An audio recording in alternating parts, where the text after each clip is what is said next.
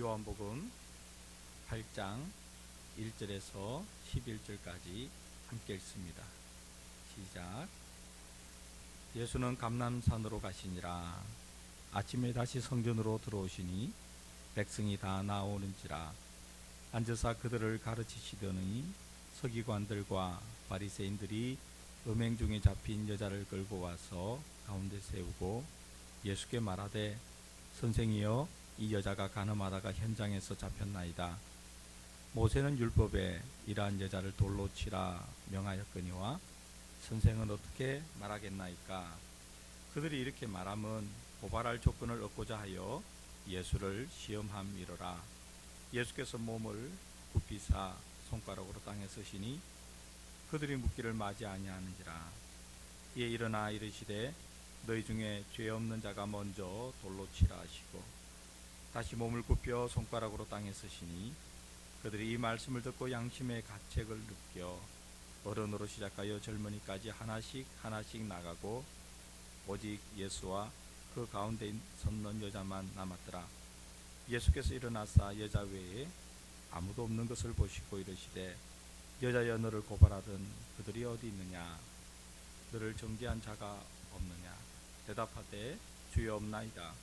예수께서 이르시되, 나도 너를 정죄하지 아니하노니 가서 다시는 죄를 범하지 말라 하시니라.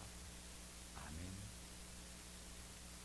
이 말씀이 주는 가장 큰 메시지, 오늘 새벽에 우리가 이 말씀을 가지고 기도해야 될 내용은 용서라고 생각합니다. 용서.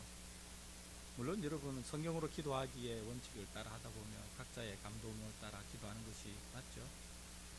그러나 우리가 공동체로서 함께 성경으로 기도하기 본문을 택한 것은 8장 11절, 대답하되 주여 없나이다. 예수께서 이르시되, 나도 너를 정죄하지 아니하노니 가서 다시는 죄를 범하지 말라 하시니라. 용서와 이어지는 다시는 죄를 범치 말라는 예수님의 말씀, 이것이 오늘 우리에게 주는 메시지라고 생각합니다. 이 본문은 어떤 여인이 간음하다가 현장에서 잡혔다 이렇게 시작되는데요, 6절을 보시면 그들이 이렇게 말하면 고발할 조건을 얻고자 하여 예수를 시험합니다.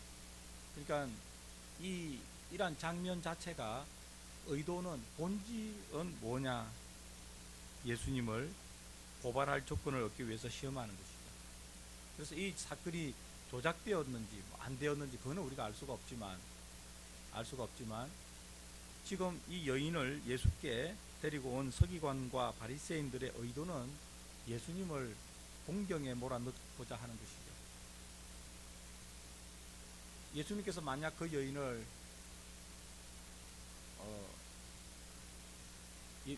이 사법권이 로마에 있었잖아요. 근데 예수님께서 그 여인에게 어떠한 죄를 내린다면 그를 로마의 정부의 권한에 도전하는 것, 이렇게 고발할 것이고, 로마 당국에다가 예수님께서 이 여인을 풀어주라 이렇게 해버리면 모세 율법에 반하는 의사결정이다 해서 예수님을 고발할 것입니다.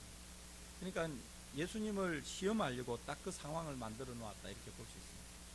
그런데 예수님께서는 이 상황에서 어떻게 하시는지 가만히 보시면, 예수님께서는 6절 하반절에 보면 몸을 굽히사 손가락으로 땅에 쓰셨다. 손가락으로 땅에, 뭘 쓰셨는지 모르겠지만 손가락으로 땅에 뭔가를 쓰셨다. 그러니까 그들이 계속해서 묻습니다. 이에 예수님께서 7절에 이야기합니다. 너희 중에 죄 없는 자가 먼저 돌로 치라. 죄 없는 자가 먼저 돌로 치라. 여기에 우리가 알 수 있는 건 돌로 치라. 그러니까 그 여인이 받아야 될 벌은 모세 율법에 의하면 레위기 20장 10절에 보면 돌로 치게 되어 있다. 죽음을 당하게 되어 있다. 이런 거죠. 죽음을 당하는 거다. 그리고 다시 몸을 굽혀 손가락으로 땅에 무언가를 쓰셨습니다. 예수님의 말씀을 들은 그들은 하나씩 둘씩 떠나갔고 오직 여자와 예수님만 남았다. 지금 이게 이제 상황이 정리되는 것이죠. 예수님을 시험하고자 했던 서기관과 바리새인들도 떠나갔습니다. 그리고 예수님께서 10절에 일어나사 여자 외에 아무도 없는 것을 보시고 이르시되 여자여 너를 고발하던 그들이 어디 있느냐 너를 정죄한 자가 없느냐. 여인이 대답합니다. 주여 없나이다. 예수께서 이르시되 나도 너를 정죄하지 아니하노니 가서 다시는 죄를 범하지 말라 하십니다. 이 말씀을 정말 또 다른 각도에서 해석할 수 있겠지만 오늘 새벽에 여러분과 저가 생각하기를 원하는 것은 이 말씀을 해설하는 설교자로서 말씀을 드리고 싶은 것은 용서라고 생각합니다. 이 용서받은 여인과 같이 여러분도 저도 용서를 받았잖아요. 여러분과 저도 예수님의 용서를 받았잖아요. 그러니까 이 용서받은 여인이 그때 누렸던 어떤 기쁨, 위안 얼마나 컸겠습니까? 죽을 고비를 넘겼을 뿐만 아니라 이제 자신의 죄를 용서받았다. 여러분과 저도 예수 그리스도의 십자가 그 보혈로 하나님의 은혜로 죄 용서를 받았다. 이게 우리에게 얼마나 큰 기쁨이 됩니까? 오늘 하루 용서받은 죄인으로 살아가는 여러분과 제가 되기를 바랍니다. 죄책감이 아니라 용서받은 사람으로서, 그렇지만 여전히 죄의 가능성 앞에 놓여 있는 사람으로 경계하며 살아가는 그 위안과 평안과 기쁨이 있는 것이죠. 그게 첫 번째 용서에 관한 우리의 묵상이라면, 두 번째 묵상은 우리가 용서받았으니 또 다른 사람을 용서해야 한다는 것이죠. 우리가 하나님께, 예수님께 용서받았을 때의 기쁨이 있지만 또 우리가 다른 사람을 용서할 때 우리가 얻는 기쁨도 놀라운 기쁨입니다. 적지 않습니다. 용서를 해본 사람이 아는 것이죠. 그래서 누가 참 하나님의 용서를 받은 사람으로서 살아가는 사람이냐? 실제로 다른 사람을 용서하며 살아가는 사람. 그 사람이 용서란 무엇이고 용서의 기쁨이 어떤 것인지를 아는 것이죠. 그러니까 하나님께서 우리를 용서하셨을 때, 예수님께서 우리를 용서하셨을 때, 예수님께서 그 죄인을, 이 여인을 정죄하지 않고 용서하셨을 때 그 자리에 임했을 놀라운 평화와 기쁨, 그것을 우리가 언제 경험할 수 있을까? 우리가 용서해야 될 사람을 용서할 때 경험하는 것이죠.